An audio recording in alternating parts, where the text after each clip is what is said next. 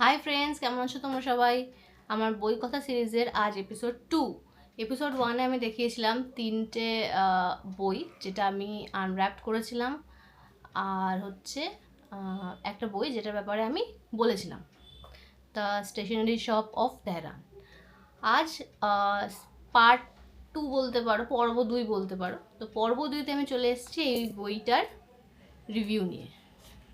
Toxic এই বইটা আমি কিনেছিলাম, এটা আমি দেখিয়েছি যে এই 3টে বইয়ের মধ্যে এটা একটা বই, যে বইটা আমি কিনেছিলাম টক্সিক। তো এই বইটা কী নিয়ে, এই বইটা আমার পড়া হয়ে গেছে। তো এই বইটা কী নিয়ে, কী বৃত্তান্ত, সব কিছু আজকে এই এপিসোডে আমি শেয়ার করব। তো প্রথম দেখিয়ে দিই, এইটা হচ্ছে বুক কভারটা। রাইটার হচ্ছে নিকোল ব্ল্যাঙ্কার্ড, বইয়ের নাম টক্সিক। তো এর পেছনে যেটা লেখা আছে সেটা পড়ে শোনাই। My life has been a series of bad decisions. ম্যারিং an abusive man was the first, but falling for a dangerous inmate where I am a nurse may be the worst. He is brutal, heartless, and twisted. But he is also the only one to notice the bruises on my skin. His forbidden touch becomes my addiction. His drugging kisses my obsession. After I learned the truth about why he's in prison, I try to escape. But he finds me. Now I am his prisoner.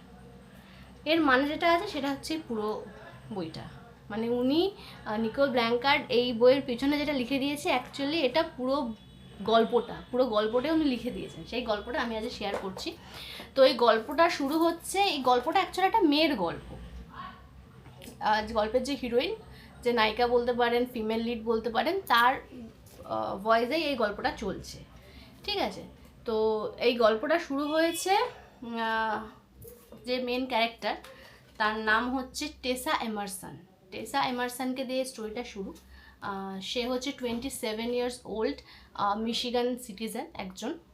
তো তার ছোটোবেলাটা কেটেছে খুবই বাজেভাবে। Abusive father ছিল, mother ছিল। তো বাবা মা ছোটোবেলা থেকে খেয়াল করেনি, গুরুত্ব দেয়নি, মানে নেগলিজেন্সিতেই বড় হয়েছে। বড় হওয়ার পরে যার সাথে ও রিলেশনশিপে গেছে, সেই ছেলেটিও ওকে সেভাবে পাত্তা দেয়নি। তো আফটার দ্যাট ও ডিসাইড করে যে ও নার্সিংয়ে যাবে। এক তো নার্সিংয়ে পয়সা আছে, আর 2 নম্বর কথা হচ্ছে ও কিছু করতে চেয়েছে। তো মিশিগানের মতন ছোট শহরে ওর মনে হয়েছে নার্সিংটা একটা বেটার অপশান। তো ও নার্স হচ্ছে কোথাকার, ওখানকারই কারেকশনাল ইনস্টিটিউটের নার্স, মানে জেলখানা, প্রিজন জেলখানার ও নার্স।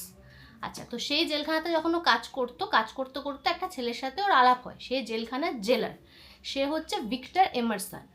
তো টেসার তাকে ভালো লাগে, সেই ছেলেটা গ্রিনেস ফ্ল্যাগ, খুব ভালোবাসে ওকে, খুব ভালো রাখার কথা বলে। তো ছোটো বয়সে যা হয় সেই বয়সে, প্লাস ও এমন একজনকে পেয়েছে যে ওর কেয়ার করছে, যে ওর কথা শুনছে, বুঝছে। তো ওর ভালো প্রেমে পড়তে চায় আর ওর সাথে বিয়ে করে নেয়। তো বিয়ে করার পরে ও হয়ে যায় মিসেস এমারসন। তো হাজব্যান্ড জেলার, ওয়াইফ নার্স, সেম জেলে, ব্ল্যাকথর্ন জেল মিশিগানের সেম জেলে, ঠিক আছে? তো বিয়ের দিন, হানিমুনের দিন রাত থেকেই ওর হাজব্যান্ড ওকে টর্চার করা শুরু করে, ফিজিক্যাল অ্যাবিউজ করে, মেন্টালি টর্চার করে। ও বুঝতে পারে যে এতদিন যেটা শুনে এসেছিল ওই সোনায় মোড়া একটা ব্যাপার, সেটা পুরোটাই মিথ্যে, পুরোটাই জালি। ভীষণ একটা অবসেসিভ লোক, ভীষণ অ্যাবিউসিভ লোক, ভীষণ ব্রুটাল একটা লোক, ওয়ার্থলেস হিউম্যান বিং।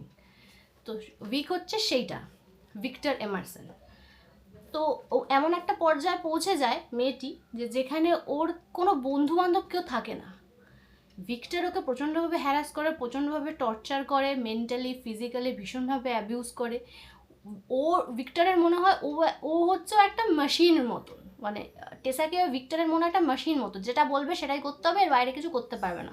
ও যদি জেলে অন্য কোনো নার্সের সাথে কথাও বলে, অন্য কোনো ডক্টরের সাথে কথাও বলবে, অন্য কারোর সাথে যদি কথা বলে, সেটা ভিকের কানে চলে যায় কোনোভাবে। ভিকের এতটাই পাওয়ার, আর ভিক এসে বাড়িতে ওকে ভীষণভাবে টর্চার করে, ভীষণভাবে অ্যাবিউজিভ একটা ক্যারেক্টার ভিক। তো এইভাবে ওর চলতে থাকে। যখন প্রথম ও বুঝতে পারে যে অ্যাবিউসিভ লোকের পাল্লায় পড়ে গেছে, পুলিশে কমপ্লেন করে। বাট ভিকের এত বড় হাত যে ও প্রশাসনের ওর হাতে আছে, তো ভিক কী করে, সব পুলিশদের কিনে নেয়। জাজরা বলে তুমি মানিয়ে নিতে পারছো না, তুমি কেন মানাতে পারছো না, ভিক ইজ আ গুড গায়।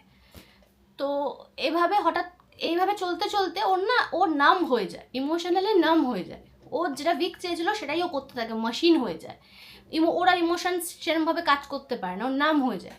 মাঝে মাঝে ভাবে, ধরো সবজি কাটতে কাটতে ভাবছে ভিক যেরকমভাবে আমাকে মেরে সেই ছুরি দিয়ে আমি সেরকমভাবে ভিককে টর্চার করি, বাট সেটাও পারে না। ও জানে ও ভীষণই উইক একটা মানুষ, ও ফাইট করতে পারবে না, ও ভিকের এগেনস্টে দাঁড়াতে পারবে না। ভিকের কাছে ও হচ্ছে একটা ছোটো পিঁপড়ের মতন, এর থেকে বেটার ও যেরম আছে সেরমভাবেই লাইফ চলুক। তো এভাবে ওদের বিয়ের পরের দিনগুলো কাটে, 3 বছর হয়ে যায়। এই 3 বছর বাদে একদিন হঠাৎ করে ওর নার্সের যে কেবিন আছে সেখানে একজন ইনমেট আসে। সে এসেছিল যেহেতু ইনজিওর্ড ছিল, জেলের মধ্যে মারামারি হয়, সবসময় মারামারি হয়, তো সেখানে ইনজিওর্ড হয়ে ওর কাছে আসে। এসে ও ট্রিটমেন্ট শুরু করে। তো হঠাৎ করে ওই লোকটা জিজ্ঞেস করে, ইনমেট মানে প্রিজনার, যে ক্রিমিনাল প্রিজনার, তো সে জিজ্ঞেস করে, মানে কয়েদি, সে জিজ্ঞেস করে ওকে যে তোমায় কে হার্ট করেছে, তোমার এই যে আঘাতের চিহ্ন দেখতে পাচ্ছি এগুলো কে করেছে, কে তোমায় হার্ট করেছে, কে তোমায় আঘাত করেছে। তো ও প্রথম ওকে পাত্তা দেয় না। প্রথম অবভিয়াসলি ও জানে সব কথা গিয়ে ভিকের কানে যাবে, ভিক আবার বেকার ওকে টর্চার করবে, তো সেক্ষেত্রে ও একদম ঠিক ডিসিশন নেয়, ও কিছু করে না। বাট আস্তে আস্তে সামহাউ না ও দেখতে পায় যে ওই ইনমেটস, যার নাম হচ্ছে কিং, ও জানতে পারে, ওকে বলে আমার নাম কিং, তো সেই কিং আস্তে আস্তে না ও ভাবে যে আমার প্রতি কেয়ার করছে কিং আস্তে আস্তে, যেটা কেউ লক্ষ্য করেনি কোনো দিন, যেটা জেলের কেউ কোনো দিন আমাকে জিজ্ঞেস করেনি যে তোমার এখানে দাগ কেন তোমার এখানে চোখের তলায় কালি কেন, তুমি এত রোগা হয়ে যাচ্ছ, বা তোমার দেখে মনে হচ্ছে তুমি খুব এক্সস্টেড কেন, কেউ সেটা জিজ্ঞেস করেনি, সেটা কিন্তু কিং জিজ্ঞেস করে।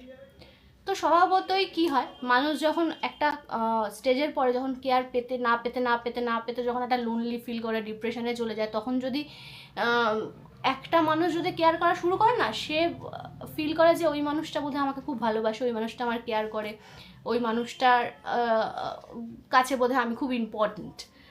তো স্বভাবতই she fell in love, she kind of fell in love। তো ব্যাপারটা ইমোশনালি এতটাই যে ও কিংকে পছন্দ করতে লাগে, ওর মনে হয় যে কিংও ওকে পছন্দ করে, ওর কিংয়ের কাছে ওর ইম্পর্টেন্স আছে। তো এরকমভাবে চলতে থাকে। তো একদিন ওকে খুব উইক টর্চার করে, কিং যেটা দেখতে পায়, বলে তোমার হাজব্যান্ড তোমার টর্চার করছে, তুমি বলো নি। তো ও সেটা টেসা বুঝতে পারে কিং একটা এমন লোক যে কিন্তু উইকের মতন পাওয়ারফুল। মানে কিং ওর নার্সের অফিসে ওর কাজ নিয়ে আসে, জেলে তো কয়েদিদের বিভিন্ন রকম কাজ করতে হয়, কিং ওই নার্সের সঙ্গে যে কাজের যে পজিশনটা, সেই পজিশনে কিং এসে ওর সাথে কাজ করে, হেল্পিং হ্যান্ড হিসেবে কাজ করে। তো উইক জানতে পারে উইক টর্চার করছে ভীষণভাবে, যাই হোক আবারও ওকে মারে ধরে। তো কিং জিজ্ঞেস করে যে ওকে বোঝায় যে তুমি উইক নও, তুমি ফাইট ব্যাক করতে পারবে, তুমি তোমার হাজব্যান্ডের বিরুদ্ধে তুমি ফাইট ব্যাক করো।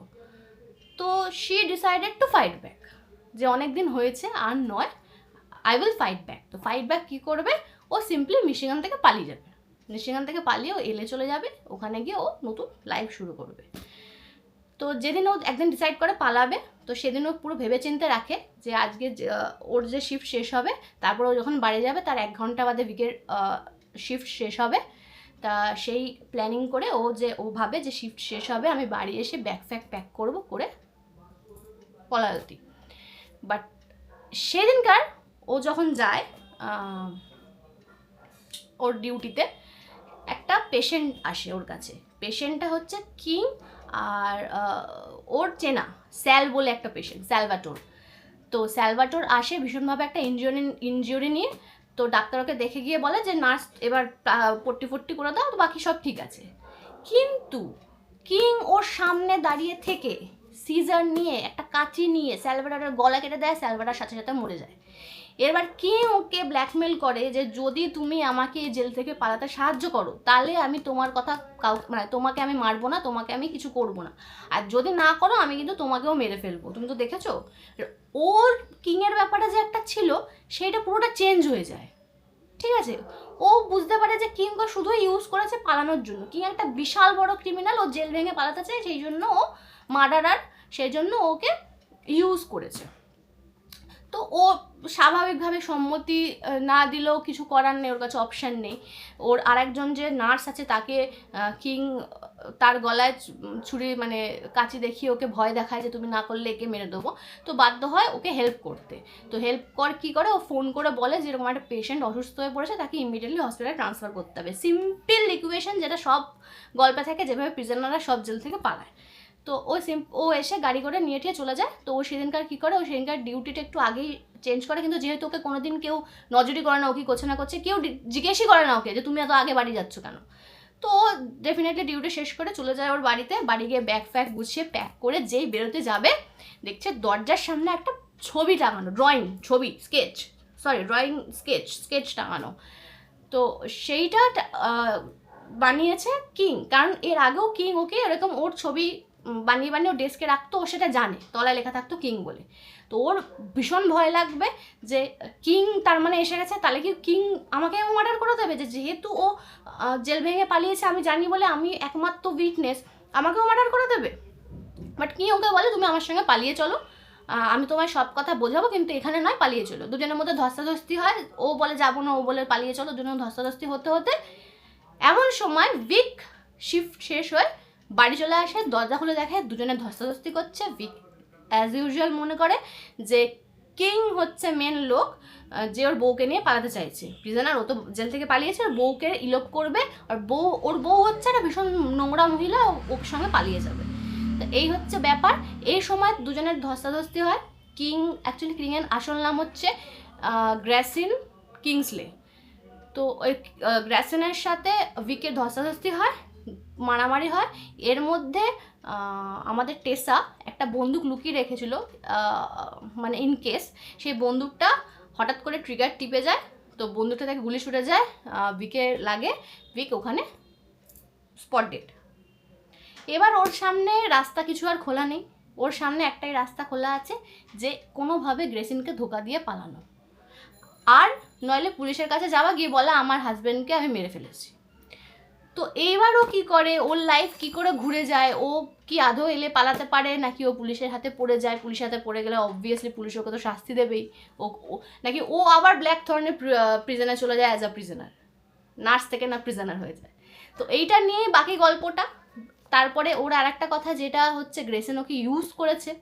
তো এই বইতে তো দুটোই মেন ক্যারেক্টার, মেল ক্যারেক্টার, একটা হচ্ছে গ্রেসিন, একটা হচ্ছে উইক। তো উইক তো ডায়েড, তো obviously Grayson is the main character. But Grayson কি ওকে আদৌ ভালোবাসে, আদৌ কি ওর কোনো ফিলিং আছে ওর জন্য? তো সেটার জন্য পুরো বইটা পড়তে হবে। টক্সিক, এটা হচ্ছে বইটা আমার খুব একটা খারাপ লাগেনি, তো খুব একটা ভালো, আমি যদি 5-এর মধ্যে চাই বইটাকে আমি 2.5 কি 3 দেবো। তার কারণ হচ্ছে এই যে স্টোরিটা আছে, এই স্টোরিটা অনেক জায়গায় আমরা পড়েছি, দেখেছি বা শুনেছি, সেক্ষেত্রে আমার মনে হয় না আমি নতুন কিছু পড়লাম বলে। বাট হ্যাঁ, কিছু জায়গা খুব ভালো লেগেছে, গ্রেসিনের কিছু ওয়ার্ড, কিছু গ্রেসিনের ক্যারেক্টারটা যখন আস্তে আস্তে বিল্ড আপ হচ্ছে, টেসা জানতে পারছে, কিছু জায়গায় ভালো লেগেছে। কিন্তু যারা হচ্ছে উইক হার্টেড, আমার মনে হয় না তাদের এটা পড়া উচিত, কারণ এখানে ভীষণ অ্যাবিউসিভ সিনস আছে, রেপ আছে, টর্চার আছে, মার্ডার আছে। তো যারা এসব পড়তে ভালোবাসো না, বা যারা এসব পড়ে কমফর্টেবল নয়, তারা পড়ো না। বাকি যারা আমার মতো আছো, সব কিছু যা পাও তুলে পড়ে নিলেই হলো, তারা পড়তে পারো, একবার পড়ে দেখতেই পারো, খুব একটা খারাপ না। গ্রেসিনের ক্যারেক্টারটা ভীষণ ভালো, আর 2-4টে ছোটো টুইস্ট আছে, গ্রেসিনের পিয়ার্সিং আছে, তো সেটার জন্য বইটা পড়তে হবে, সেটা আমি এখানে বলবো না, সেটা স্পয়লারটা দেবো না। আর গ্রেসিন আর টেসার একটা লাইফ আছে, যেটা পরে দেখা যাবে যে কি হবে দুজনের মধ্যে, তো একবার পরে দেখাই যায়। তো আজকের মতো এইটুকুই, নেক্সট পর্বে চলে আসবে অন্য কোনো বই নিয়ে, অন্য কোনো বইয়ের কভার দেখাবো। আর অন্য কোনো বই নিয়ে বকবক করবো। তো আজকে টাটা, বাই।